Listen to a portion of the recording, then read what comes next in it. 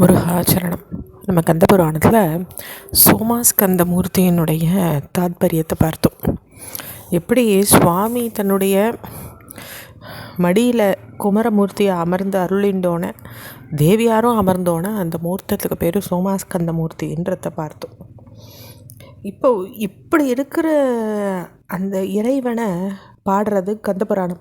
அருத்தி தந்தெடு குமரவேள் ஒருபடை அமர பெருத்த மண்ணுயிர் யாவையும் முன்னரே பெற்ற ஒருத்தி தன்னையும் கையினால் ஒய்யென வாங்கி இருத்தினான் தன் திடந்தனில் எம்மையாள் இறைவன் ஏலவார் குழல் இறைவிக்கும் எம்பிரான் தனக்கும் பாலனாகிய குமரவேள் நடுவுறும் பான்மை ஞாலமேலரும் இரவோடு பகலுக்கு நடுவாய் மாலை யானதொன்ற ஒழிவின்றி வைக்குமாறுக்கும்னு அந்த குமரக்கடவுள் உட்கார்ந்துருக்கிறத விளக்குறது இந்த பாடல். அப்போ அந்த பாடல் என்ன சொல்கிறதுன்னு பார்த்திங்கன்னா, ஏலவார் குழல் யானை இறைவிக்கும் இறைவர்க்கும் இடையே குமரக்கடவுள் வீற்றிருக்கிற காட்சியாக விளக்கிறது. இரவுக்கும் பகலுக்கும் இடையே மாலை பொழுது எப்படி நிலைபேறாக நிற்கிறது, அப்படி சுவாமி அமர்ந்திருக்காராம். சிவம் சத்து, சக்தி சித், முருகன் ஆனந்தம். அப்போ எல்லாரும் 3 பேரும் சேர்ந்து தான் சச்சிதானந்த பொருளாக இருக்காங்க. அப்போ இதில் உண்மை சிவபெருமான், அறிவுன்றது சக்தி, இன்பமயமாக இருக்கிறது முருகப்பெருமான். 3ம் சேர்ந்து தான் மோட்சமான சச்சிதானந்தம் அப்படின்னு பெயர் பெற்றுக்கிறது. அப்போ முருகன்ற பெயரில் 3மே இருக்குது. என்னென்ன? வல்லினம், இடையினம், மெல்லினம். இது 3த்துலேயும் ஒவ்வொரு அக்ஷரம் அந்த முருகன் அப்படின்ற நாமத்தில் இருக்குது இல்லையா? வல்லினம்னா கசட தப்பற கன்ற எழுத்து இருக்குது. இடையினம்னா எண்ணன மன்னன அதில் ந இருக்குது. மெல்லினம் தான் எண்ணன மன்னன ந இருக்குது. இடையினம் எரள வழலை அதுக்கு ரூ இருக்குது. இத்தானையும் அந்த ஒரு முருகன் அப்படின்ற நாமத்தில் இருக்குது இல்லையா? நம்மளால் பார்க்க முடியாது. அப்போ வல்லமை பொருந்தின ஈசன் வல்லினமாக இருக்கார், மென்மை பொருந்தின தேவியும் மெல்லினமாக இருக்கா.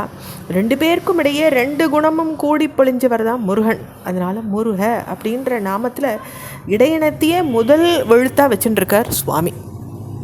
அப்போ ரிஷபத்தின் மேலே அரணார்க்கும் அம்பிகைக்கும் இடையே ஆறுமுகப்பெருமான் எழுந்தருளி இருக்கிறத பார்த்த திருமால், பிரம்மன், இந்திரன் முதலிய தேவர்கள்லாம் கடல் போல ஆர்ப்பரிக்கிறாங்க.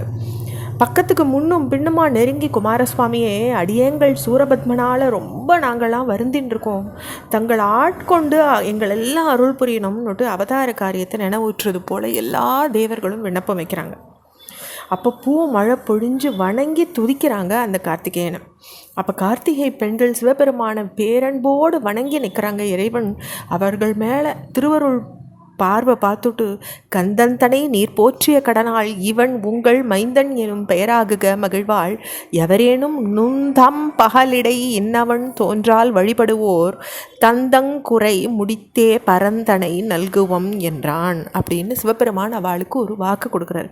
கார்த்திகை பெண்களே, கார்த்திகை மாதர்களே, முருகனை நீங்கள் வளர்த்தபடியானால இவன் உங்கள் மகன். அந்த பொருளில் கார்த்திகேயன்ற பெயர் இவனுக்கு உண்டாகும். உங்கள் தினமான கார்த்திகையில் கிருத்திகா நட்சத்திரத்தில் முருகன் திருவடிகளை வழிபடுறவாளுக்கு இகாபர நலனை நாம் கொடுத்தருள்வோம்னுட்டு சிவபெருமான் அருள் புரிகிறார். அப்படியும் ஒரு பாக்கியம் அந்த கார்த்திகை பெண்களுக்கு கிடைச்சிருக்கு. உமாதேவியார் தம்முடைய திருக்குமாரரை போய் தழுவிக்கிறாங்க பேரன்போடு. அந்த சரவண பொய்கையில் சுவாமிக்கு தேவியாருக்கு சுரந்த பால் அந்த சரவண பொய்கையில் போய் விழருது. அது பெருகி ஆறாக பெருகிறது. அந்த பாலை உண்ட 6 மீன்கள் தான் 6 முனிவர்களாக வடிவு கொண்டு சிவபெருமானை துதிக்க ஆரம்பிக்கிறாங்க. தொடர்ச்சியை அடுத்த பகுதியில் பார்க்கலாம். ஹர ஹர சங்கர, ஜெய ஜெய சங்கர.